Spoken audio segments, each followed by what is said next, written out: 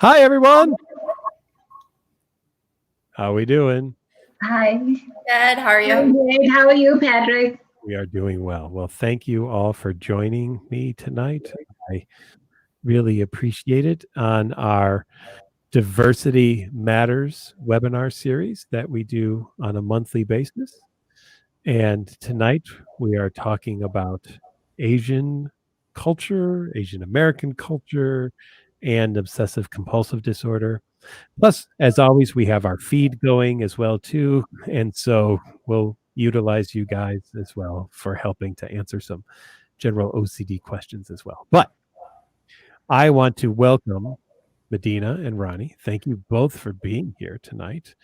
Both of you are OCD therapists. So what I would like is to have each of you introduce yourself. So Rani, can we start with you? You want to give a little introduction about who you are, where you're at, and maybe some cultural background information too, just for our audience as well. Absolutely. My name is Rani Dronamraju, and I'm obviously a therapist at OCD. I've been in the field of mental health for the past 25 years, and I've worked with community mental health in Michigan, and I've also worked with a couple of clinics doing some therapy. I am a volunteer with one of the South Asian domestic violence programs, which is My Family Services, since 2012. So I've been in the field for quite some time. Don't guess my age. I'm still 25. 25. 25, just 25. And basically, I'm originally from India. I got married, and my marriage was an arranged marriage. So I'm mentioning that because it'll be a context in some of the other issues we talked today. Yeah. And I've been happily married for 32 years, and I have 2 kids. I live in Michigan, and so I am an Asian who lives in Michigan and who's also, I have the best of both cultures. So I have a family that follows the best of both cultures. That's and wonderful. I'm very fortunate to be here. Thank you for organizing this, Patrick, because I think it's a very relevant and important topic. Great.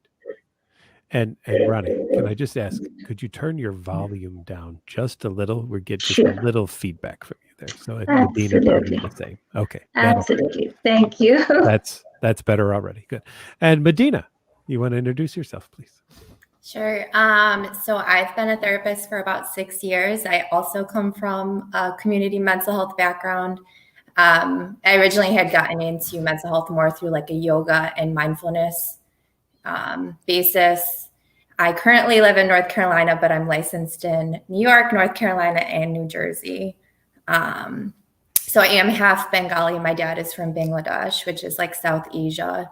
So I guess that's my background and what I have to contribute to tonight.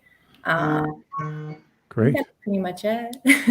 Oh, that's wonderful. Good. Well, again, thank you both for being here.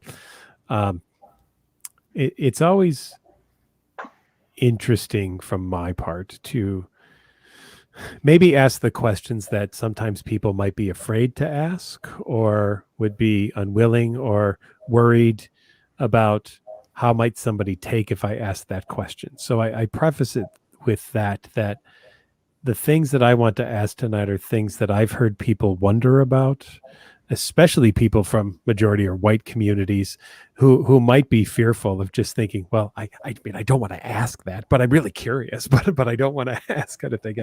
And I can say, coming from my own family, my brother-in-law is from China. So my niece and nephew are half Irish and half Chinese.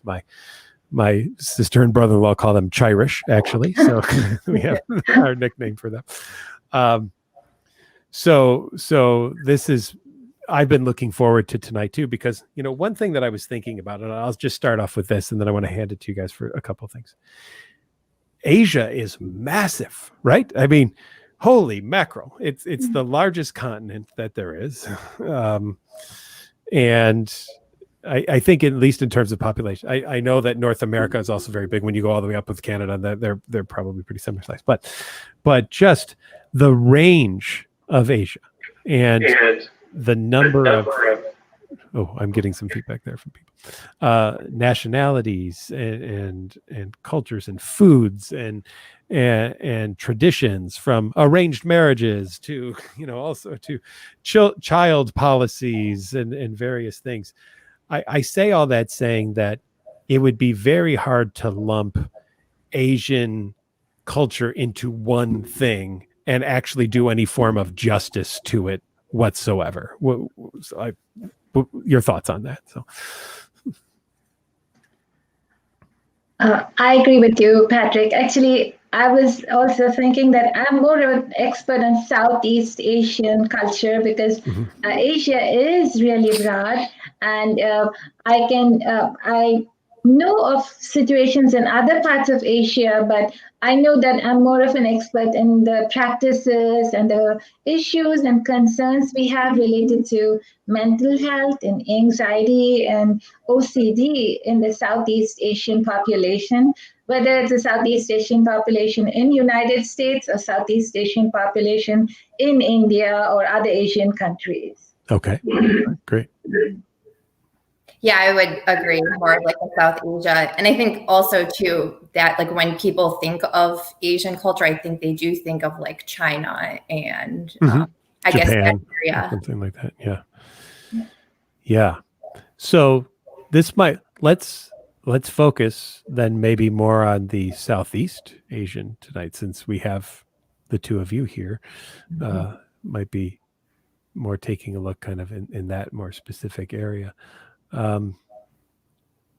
What do you think people in the US and the UK, in Australia, where we have people listening to, I know, what should we know? Or maybe what are the misperceptions or the stereotypes that you have heard that we should talk about tonight and kind of maybe dispel some myths or various things like that? Where do you think we should begin in some of those things?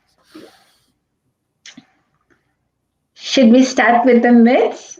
Sure. Let's start with some myths. Those are always interesting. Yeah, and the myths are really the fun things because people don't go on camels in India, or they do only in some parts of India or Southeast Asia. They might be snake charmers, but there are no snake charmers on the street. Okay. If you have a black dot on your forehead, then it's not that you are an evil person. So I think those are some of the common myths. And also when you have an accent, you don't need to talk loudly to them because okay. That's good. Yeah. Madina, do you want to throw any myths in there at all? Well, I would say, within each myth, I think for cultures, I think there's a little bit of truth into it sometimes. So I think there's a lot of like, when I tell people my background, like, oh, your dad wants you to be a doctor or something of that sort, which I wouldn't say is completely inaccurate, but I do think there's a big emphasis on like spirituality and like religion being very good for like, I don't want to say like medicine reasons, but like for getting better in your physical, your mental health, all those types of things. So I think that sometimes that can wind up being a myth. Okay. Sure.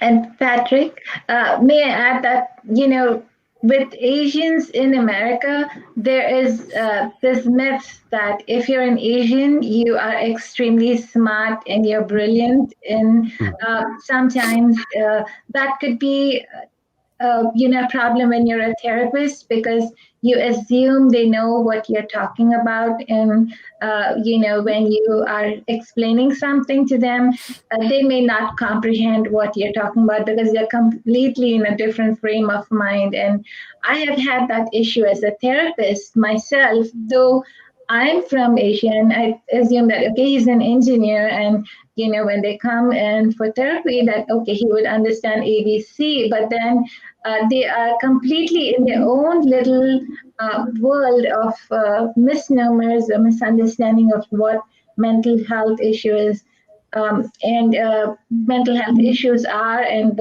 how they should deal with it. And the biggest stereotype of Asian Americans in United States is they believe that every Asian American is extremely rich. And probably they constitute 5% or 2% of the population, but they think that they are super rich, and so that may also kind of make the discussion or the therapy go in a different direction. Mm-hmm. Okay. Couple of things I want to say. First of all, this webinar is our Diversity Matters webinar. We do this once a month. Tonight's topic, Asian Americans, Asian culture, and obsessive compulsive disorder. We will be getting to some of the things in the chat about OCD, but we always start off on our Diversity Matters webinars talking a little bit about the cultural aspects of things first, and then we will get into the OCD pieces. Tonight's webinar brought to you by NoCD. NoCD is a teletherapy program through the NoCD app, which you can download on Google Play and iOS. We have, guess what? The ability for you to have a free 15-minute call with our team. You can kind of go below us there. There's a link down there, and you can click on that or go to treatmyocd.com, and we will be able to set up a free 15-minute call with you and one of our care team members to see if NoCD teletherapy is right with you. We're in multiple states right now. We are getting more and more insurance companies all the time, and we look forward to working with you. Okay. So, mental health and the Asian community.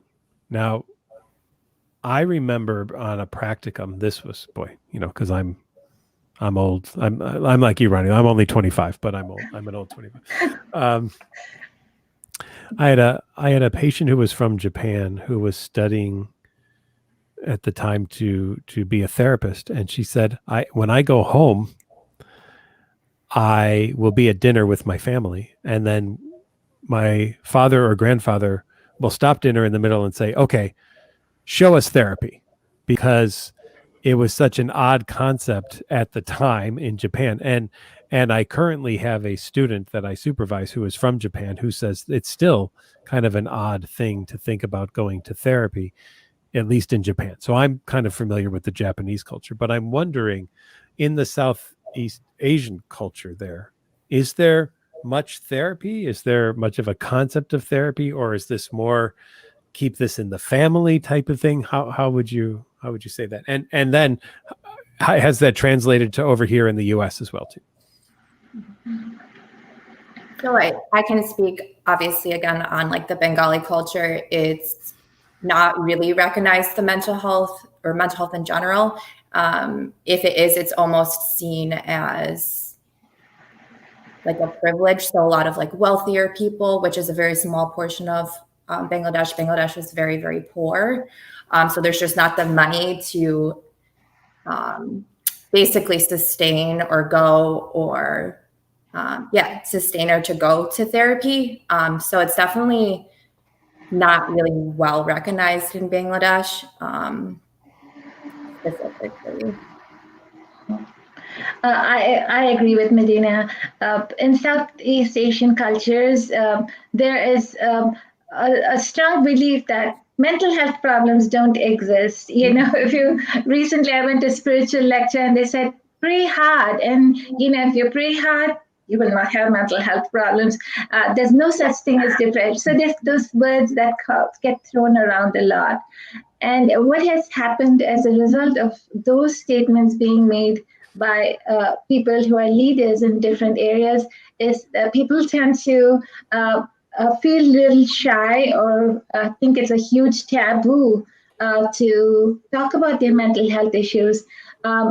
So in India, there is an increase of mental health services now because a very popular hero and movie star has started a foundation called Live Love, and her name is Deepika Padukone. She's one of the popular actresses, and she came out and said that she deals with depression, as a result of which there is this huge foundation and people are talking about depression and mental health issues and talking about how to get help with mental health issues.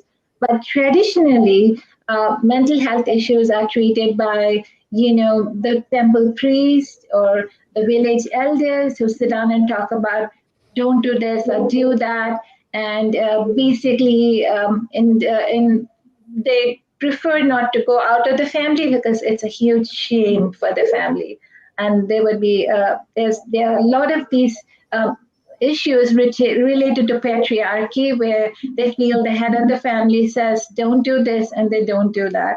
Things are changing, but still there's so many reflections and shadows of that everywhere, because in United States too, when people come here educated, working very well, and when they deal with some OCD related issues, they feel that they cannot talk about it because it tends to put down their family, put down their name. What would their friends say? What the social phobia for part of it, that we approach the social phobia, becomes a bigger issue. And some of they prefer to talk to their temple priest or the temple head or the church priest or the mosque head, anybody in their private area where they can confidentially talk about it and think they've resolved it. And then it becomes a bigger issue. There was this person who had substance abuse issues, where he was abusing his wife. And in the process of helping the family, I spoke to them about all the services that were available. They were willing to talk to me because I was working with my family services, but they did not want to go get therapy. They didn't want to get rehab for him or treatment for him. And they said, no, we're okay now. We can handle it. And so it's that huge, and because the other huge part of South Asian culture is the strong family bonds, where the head of the family, who's in a village in India or in India, is telling them what to do here. Even here in the U.S., they're telling him, okay. Absolutely. Wow. Okay. I had to laugh a little the other day. My wife likes to watch 90 Day Fiance. I have no idea why, but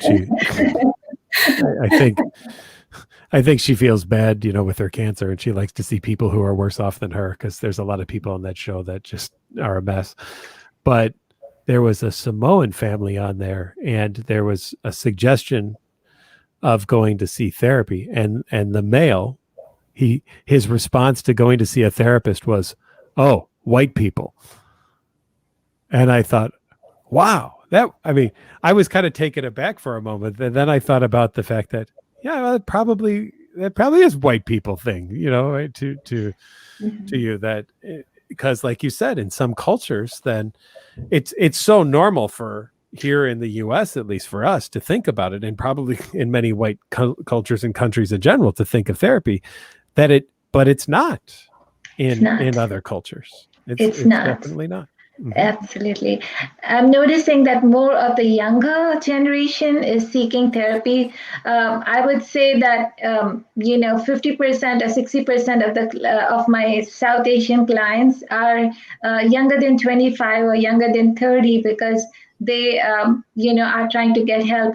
And some of the other clients are when the children are trying to bring their parents in. Like, I have 3 clients who were referred to me by their own children because the children said, Rani, my mom needs help or my dad needs help. So it's very interesting how that occurs. And but it is changing. It is changing. There are 2 huge nonprofits in United States, actually, that are trying to be a platform for people who are looking for mental health issues and questions. And one of them is Sahil, and one of them is Humtum. So they're basically trying to reach out, to have a platform so people can just at least talk about mental health issues and address any of their concerns confidentially. So that's positive.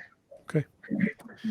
Madina, how about then being a therapist here at OCD? OCD in the Asian community, are there any special cultural presentations of OCD that we see that might be different than you would see in a typically white or Western culture? What would you say? Mm-hmm. So I would say the few, and it would be probably on one hand, I can count like a South Asian patient with OCD. They present much more emotionally inhibited, I would say. And I think in general, they wind up waiting until kind of almost crisis or like something really bad has gone wrong. So I know one of them had, lost their job because of some substance use. So I think because there is so much shame around asking for help, I think the OCD presents, when it finally does come to us, it presents so much more intensely, generally speaking. Could you speak more to the shame idea and the role that may culturally play in mental health and specifically maybe even in OCD? And what's that role of shame? Mm-hmm. Well, I mean, in general, right, with OCD, there's already so much shame entwined in it, I think. But then not having the ability, I think, to express that, like the thoughts, the urges, the images, all of that, I think only solidifies that these are bad thoughts, images, or things that I shouldn't be sharing, right? So the shame is just that much more intense. I think in general, like mental health is poorly recognized in Bangladesh, for example, and OCD especially is even, I guess, worse off as far as being recognized. So I think, I don't know if that really answers the question. No, that's good. Yeah.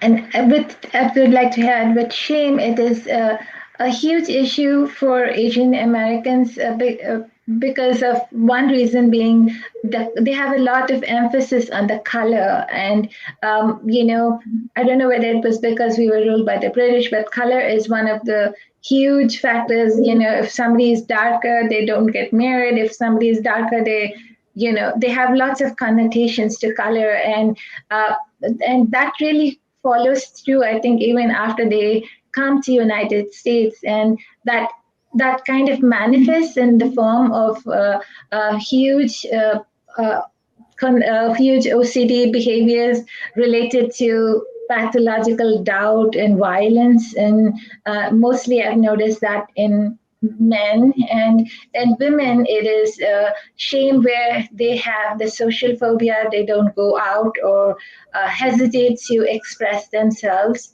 There is a lot of emotional control, and emotional control comes from so many different places. Once again, the patriarchal culture, and that control causes them to have control in several different areas. Some of the compulsions are, constantly repeating things, constantly having intrusive thoughts about how they can do different things. And there's a lot of situations related to, the shame related to the family being, put down. So sometimes they have this pretense. So it's like they have a pseudo personality and present themselves as something else than that they're not, because they want this image in the community or the society. I'm sure it's the same with you too, Madina, right?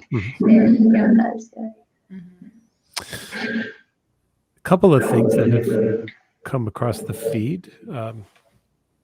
We'll get into some of those. A few questions about harm OCD. And have you noticed any particular themes in Asian culture for OCD as OCD presentations? I get shame and everything as kind of an adjunct, but have you noticed that there are any particular kinds that seem, at least from your own clinical experience, to come up more than others, like taboo thoughts or harm or orientation or anything of that nature? I have seen a lot of issues related to contamination, and a lot related to even pathological doubt.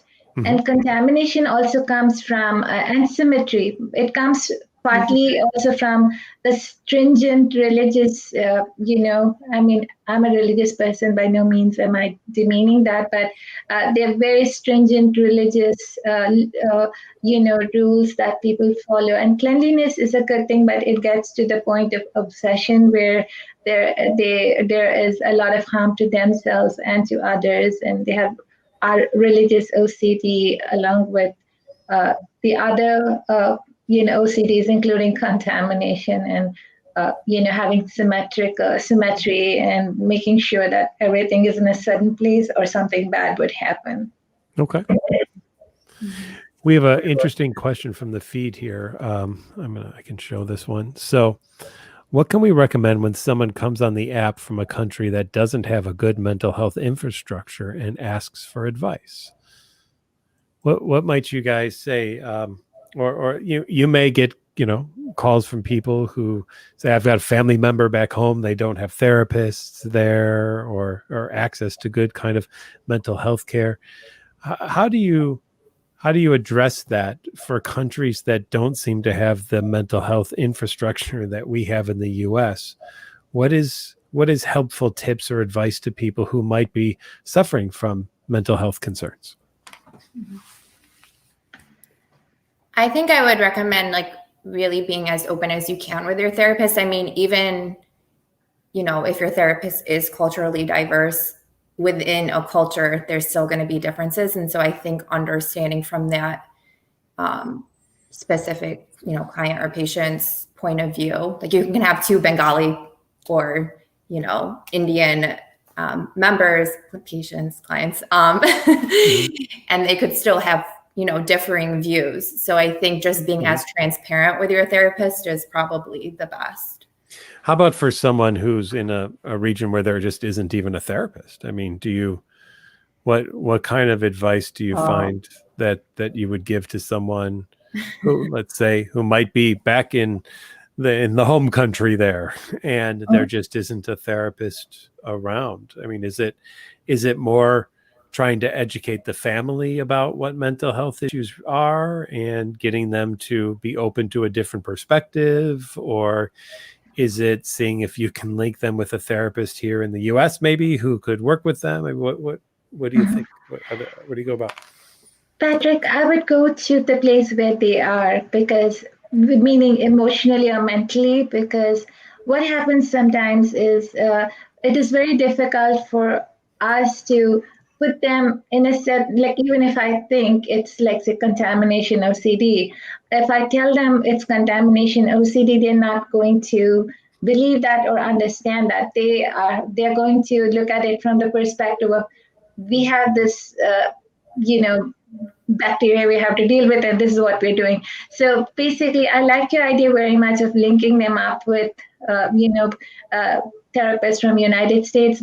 But another aspect would be to link them up with the resources they have around them. And some of these, diseases, some of these illnesses, some of these disorders have been there for centuries, and they have been using some traditional forms of traditional ways in which they deal with it. Look at it from a holistic perspective, whether it's yoga, whether it's, some other form of therapy that they've used, which we use as, other methods we use as self-care methods, but that could be something they can start off with to get an understanding and get hold of their, illness. That's what I might do for the person that, who said it. But he said that someone comes on the app from a country. So if they come on the app, then we'll help them to be, deal with their obsessions or their compulsions based on where they're coming from. Yeah, and I think that just the community feel is very wonderful for people. So when you're coming from another country where you might really feel like you're alone because no one talks about it, and now you can finally see there are other people in the world that are like me, right? Mm-hmm. Yeah. Did you want to add that, Madina? Yeah, go ahead. Well, first off, obviously, I misunderstood the question initially. That's okay. So yeah, I would suggest reading. There's the news feed of the members that we already have that are commenting on, some of the thoughts they're having, which I think can really normalize. A big thing that I tell all of, my patients is every single person has intrusive thoughts, which I think surprisingly is a surprise to a lot of people. So I think reading that would probably be really comforting in some level. What is the level of mental health medication in other parts of the world compared to what we have here in the United States? Is it as readily available? Is it seen the same way here as is there? That would be interesting to learn about. In my experience, Patrick, medication is readily available. I mean, people are willing to go see a psychiatrist to get medication, and they think the psychiatrist is going to treat them. This medication will completely cure every single problem, including marital problems. They think, just give him some medication and he'll be fine. And so that's the concept people have. And therapy is, they think, is not really necessary. Okay. Yeah, I think there's like a hierarchy, right? So a doctor must know more than a therapist as far as treating sort of mental health issue. Okay, and probably a medical doctor versus a psychological doctor as well. Would know more. Okay. All right. Okay, let's take a look at a few things. Reminder once again, tonight's webinar brought to you by NoCD. NoCD is a downloadable app at treatmyocd.com. And we do teletherapy across the U.S. We will hopefully be in all 50 states and D.C. by the end of the year. And next year, international is the goal. So we're working on it, everybody, especially as we talk tonight about ideas about international concerns and things. We hope that we will be able to be there with all of you internationally as well, too. All right, let's see. Some questions about, do we record these? Yes, we have a NoCD YouTube channel, so please feel free to go there. We have all of our various kinds of webinars that we've done, our Diversity Matters webinars, as well as our general Q&A ones.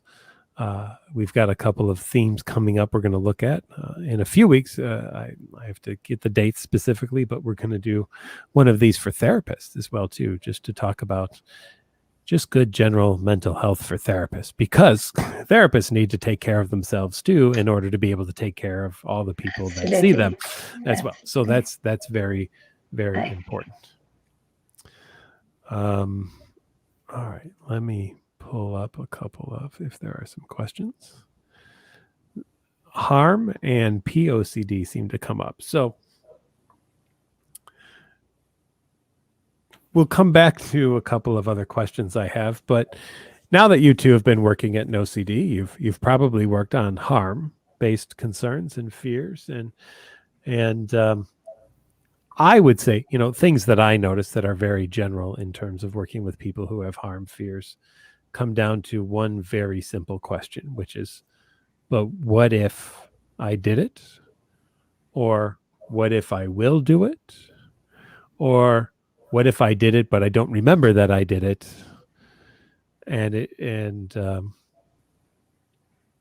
These ideas that somehow I'm going to be found out, I'm going to go to jail, I'm going to be taken away from my family, I will be all alone, and I will be seen as a pariah. That to me seems to be some of the most underlying fears that I have noticed in working with people who have either harm fears, but also very often the pedophilic fears too.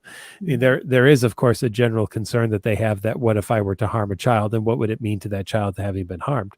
But the concern then also being, then I would be caught and I would go to jail and I would be alone and I would have to live with the rest of my life being tortured in jail as a pedophile, because we all know that inmates hate people who harm children. Like, they're the lowest of the low in the inmate system and things of that nature. Are there themes that you have noticed in harm or pedophilic based OCD that you have seen working? Because obviously the three of us work in different states as well too. So there may be different presentations just across the country of the US in terms of the way that some of these things come across. I would say mine pretty much boil down to very similar core beliefs, that I'll be left alone, my family will just own me, I'll be in jail, everyone will hate me, I'm a bad person. It's another big one. Okay. I also, go ahead, Rani. And with harm OCD or POCD, what I have noticed is the concerns people have are in a couple of the cases, religious. They feel like, oh my goodness. And the two individuals who had extreme POCD were folks who are very religious. So they had this concern that, God is going to hate them, and, they love God, and it's very important for them to be very morally correct. And what if they touch somebody in the wrong place? What if they do something wrong? And it's, that was a strong part of the POCD, and the harm OCD also came from a place of their religious fervor, or the moral values that they got from either their school or their value systems from religion or church. And culturally too, I see that as the same thing, where most of those as obsessions related to sexual obsessions, or whether any of the compulsions related to repeating those thoughts or intrusive thoughts come from either extremely strong morals or extremely strong religious fears and taboos. Okay. Got another one. Is it possible for OCD to try to act like a different disorder? It tries to convince you you're having a psychotic episode or have schizophrenia. I feel like my OCD tries to tell me I want to do these things, or I want these things to happen, or it's the only way to relieve OCD. I definitely say that's pretty common. We get all the time. Again, it's a what if question. What if this isn't OCD, right? I'd be okay if this was OCD, but now I wonder, and I doubt whether it is. So it's the doubting disorder, doubting if it has the doubting disorder is kind of what's going on right there in that kind of situation. And how very, very much people after a while won't see OCD as a worst case scenario. They will see schizophrenia then, or a psychosis being the worst case scenario. And then now wonder if maybe they're going to have that. Are there potentially within various cultures, specifically from your backgrounds, maybe some cultural disorders that people would be afraid that they would have, maybe instead of OCD or depression or something else? I know the DSM lists lots of different disorders that might happen around the world from various cultures. Are there specific disorders that you're familiar with in the South Asian community that you might see there, or you could see happen within those communities here in the US as well? The rate of some of the mental health disorders, which is schizophrenia and bipolar, are pretty much the same rate. It's 3 to 5%, even in Southeast Asian cultures. Okay. But the knowledge, I think, base that people are more familiar with schizophrenia, so they think everything is schizophrenia. And so just like the caller had that question about can OCD present as a different disorder, people might not think of it as OCD first. I had a young Indian girl brought to me because the parents said, I think she has schizophrenia. And I said, let's first talk to her. And then after I started talking to her, I realized it was OCD and it was not schizophrenia. And, basically I spoke to them about CBT, and this was before my OCD days and exposure behavior. And they were first like, no, she needs medication. So I said, let's try this first. And if it doesn't work, then we can do medication. And the young girl, she was very receptive. She was born in the United States, but her parents were from India, and they were from a part of India where, they were not exposed too much to mental health issues. So, but that is very, very similar to many streams of thought with Southeast Asia, and take some time to understand that and take some time to accept that. They think of, they have a lot of body dysmorphic disorder also, and they tend to have a lot of symptoms in relation to that because of their color, and they compare themselves with their white counterparts or the lighter counterparts and feel that they're inferior. And the somatic symptoms, I think, in Southeast Asian cultures are extreme. And I've noticed that even in India, where people have lots of symptoms like headaches, fainting, dizziness, constipation. And now when I think about it, I remember people in India, the ladies would suddenly say, "Oh, I'm feeling faint," or "I'm having head." But most of them, as I know more about anxiety, more about OCD, I know they were, their way of expressing how anxious they were or how uncomfortable they were with things they were dealing with. Interesting. Mm-hmm.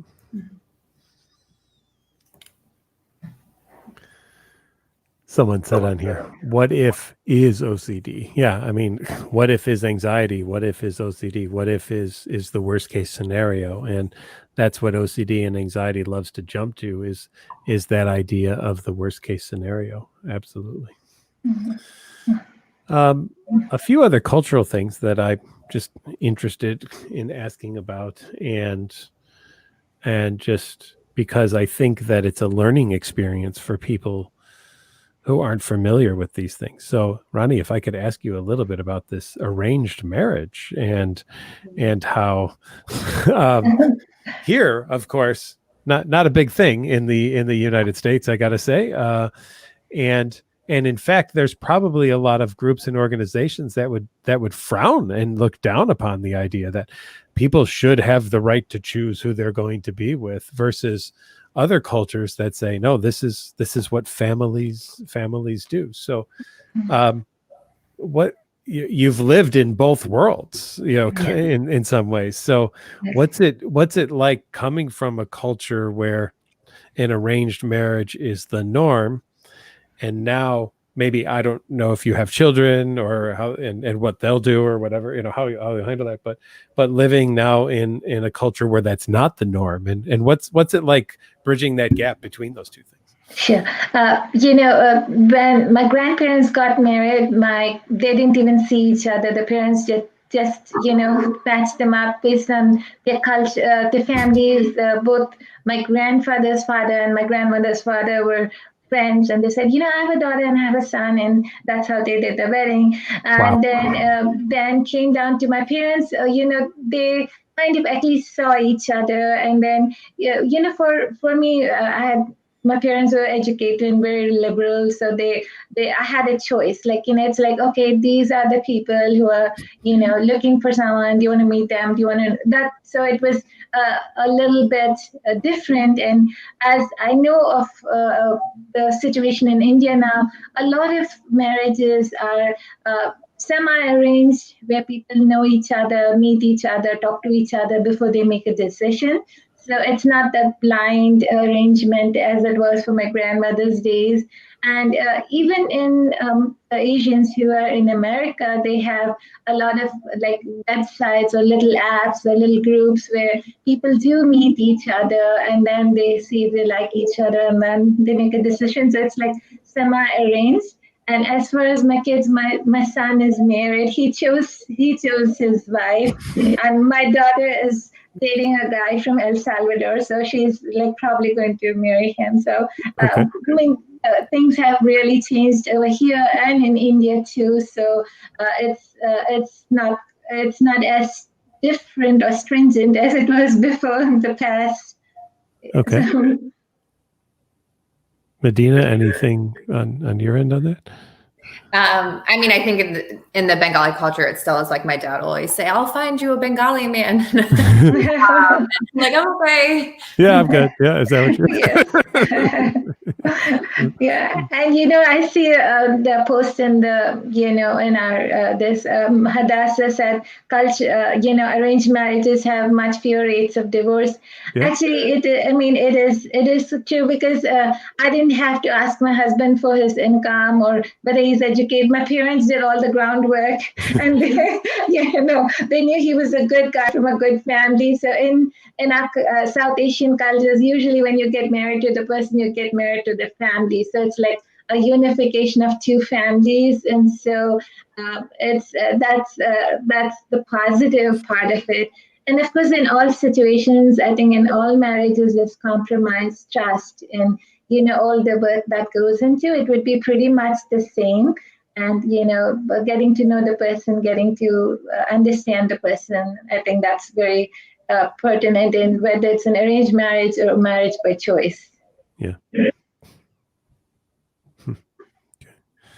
I like I like this comment. I'll show it. Research says that in arranged marriage, people are generally more satisfied with life. Interesting, because we humans need meaning, and in Western cultures, there's so many what ifs. So, which are the things that might make marriage hard, right? So, that's very interesting. I appreciate that viewpoint.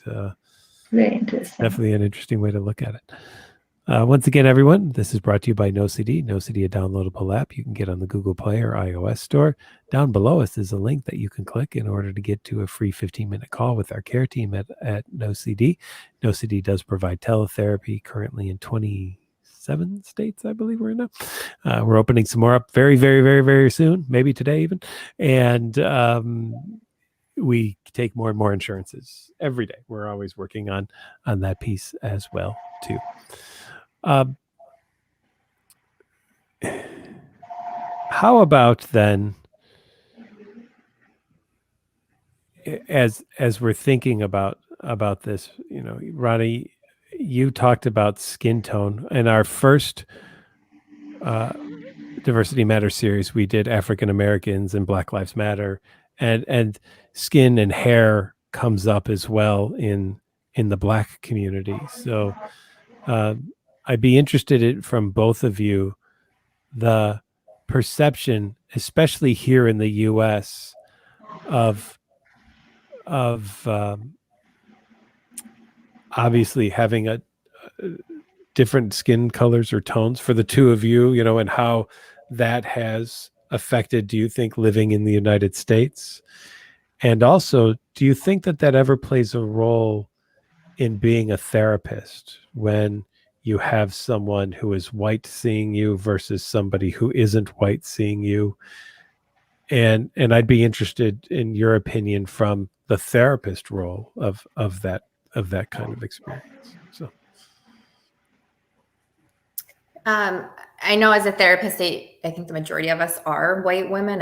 I'm just kind of going based off what I know. I don't know if statistically, but I do have a lot of people who seek me out based on the fact that I look different. Okay.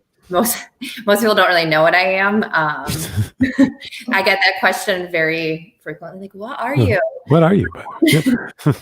Which I'm a human female. I didn't even realize that was technically considered a microaggression, but I get that often. I have experienced some discrimination in the sense that I grew up in a very small town. So people there actually did think I was Black, because I guess we go back to the olden times. If you're not white, you're Black, right? There's two. Sure. Okay. Or cultures, I guess. So I don't know, simple things like kids want to play with me on the playground because of my skin color and things of that nature. So I think that's definitely, on some level helps me relate a little bit. Even if it's a different culture, I can understand what it feels like to be on that end. And yeah, I think a lot of minorities are seeking out treatment more, which is great. And I think they are hoping and wanting someone who might look a little different. Very nice. And I'm sorry about the treatment you had in the playground, but it's interesting. I have to tell you an interesting story. When I came to this country and started working, I worked for a day treatment program for people with mental illness, and there were a lot of seniors over there. And my first question was I was always concerned that I didn't know whether they understood my accent or whether they. I was reaching out to them. And then there was this senior, she she was senior lady. She had schizophrenia, and she said, Rani, you're like one of my voices. I like you very much. And so and she is like, I think one of the most important things, Patrick, I noticed is once they know that you care and you care about their well-being, that's all matters to them. And I think I've been on the fortunate end where I have not had anybody who discriminated me for my color or my accent, and they maybe there was one person who was initially hesitant, but once we started working on the therapy techniques and she felt so good, then she became one of my favorite person. And it's ironic because we have clients who have different religious backgrounds, and each one of them thinks, some people think I'm Christian, some people I think I'm Buddhist, some people I think I'm Muslim, because I use where they're coming from to help them to deal with whatever issues. And so fortunately, I've not been on the end of being discriminated by them. I only think I think they go beyond my color. They just look to see how I can help them. That's what I have found, and I thank everybody for that. That's wonderful. Mm-hmm. I've been trying to figure out how to ask this question. Because just ask it, Patrick. Just ask the question. Okay. Exposure. Yeah. It is. It's a big exposure, right? I come from a culture where therapy is normal in the United States. You both have said you come from cultures where it's not. What's it like to be a therapist when you're from a culture that doesn't really utilize therapy?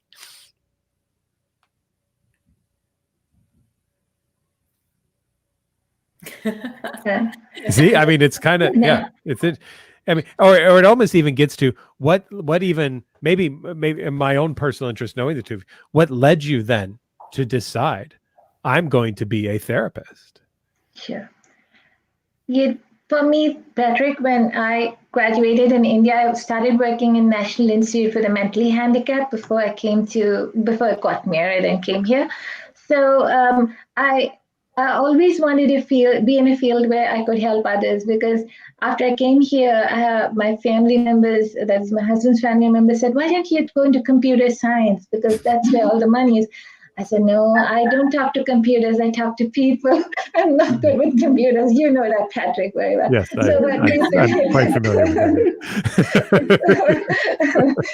So basically, and when you're a social worker and when you're a social worker in the community, you become ad hoc social worker for all the South Asians. People have called me with, issues when the husbands battered them in the middle of the night, when they had to go to safe house, when my daughter calls our house a safe house because we've had 2 or 3 women who've had issues who couldn't find a place to stay here. So it's just, I think, it is probably what was destined for me. And I think it's a divine direction is what I feel. And I am so glad to be a therapist. And people sometimes secretly come to me for therapy. Of course, people with DV sometimes do it out of the fear of their husbands. There are some women who had secret email addresses, and they would come to me for therapy with secret email addresses, and we would meet outside in the community. So people know, people value it, but they're still hesitant to openly talk about it. I think mine a bit more. Is there feedback? A little bit. I think mine was a bit more, I guess, on like the spiritual end of it. I'm not like super religious, but as I mentioned in the beginning, I come from like a more like yoga mindfulness background, which I think was really encouraged by my dad growing up. And I was at first hesitant to answer it because I really got into therapy because I really liked problem solving, which I think is probably not why most people become a therapist. They want to be helpers, which I'm not saying I don't want to be, but I think I have more of like a analytic, like problem solving versus like emotion mind, which is why I love NoCD so much, because I think we are very good at helping people get through these OCD issues. But I guess that's kind of why I became a therapist, was more of like the spiritual and the problem solving piece of it. So beautiful. Great. Yeah, I think it's wonderful. I love learning the stories and the journeys of people, and what led them into whatever career path they've kind of gone into. I just personally think that people who go into becoming therapists have some of the most interesting stories that have led them sometimes into the reasons why they do what they do. So thank you both for sharing that.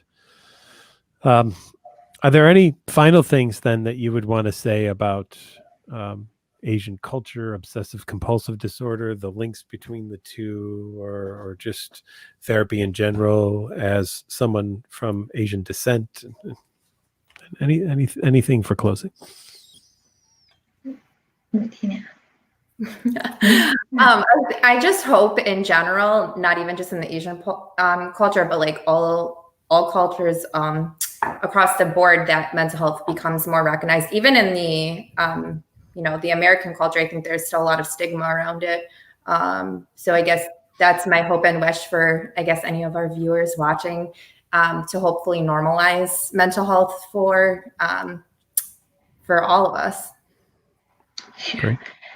And my parting comment would be that beneath color and creed and race and gender, the characteristics or the traits of different mental illnesses and OCD are pretty much the same. We have ROCD or POCD, all those different obsessions and anxieties in all cultures. And if there are individuals who belong to the South Asian culture and are hearing this webinar, I suggest that they please do not hesitate and reach out to get help, because I think it's easier to get help and not suffer, because there is a lot of suffering with mental illness. And it is extremely, extremely important to realize that every human being goes through ups and downs in their life, and getting help would be the best way to deal with whatever issues you're dealing with.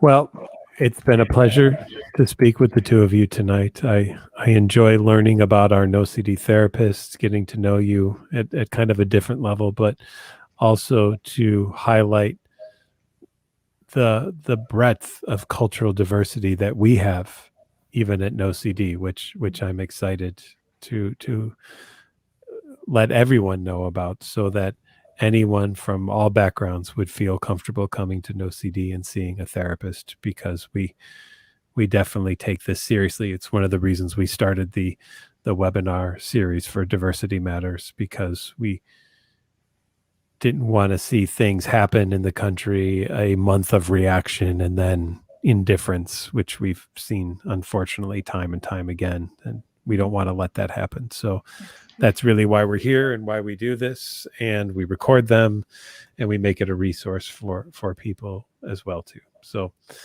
thank you, both of you. Thank you, Patrick. They were great questions. Thank you so much for making it fun. Yeah. I was like, I feel like an exposure the whole time. Yeah, welcome. We'll be back next week, everybody, with a general Q&A, and we will continue to work on having other special guests here now and then to come in and give some different perspectives on OCD from all sorts of backgrounds, cultures, genders, races, creeds, religions, whatever it may be, so that we really get the full breadth of the way that OCD can present in people's lives, and also a full discussion of the ways that we can help it. Until next time, everyone, thank you from NoCD, and we'll see you soon. Good night, everybody. Thanks. Good night. Bye.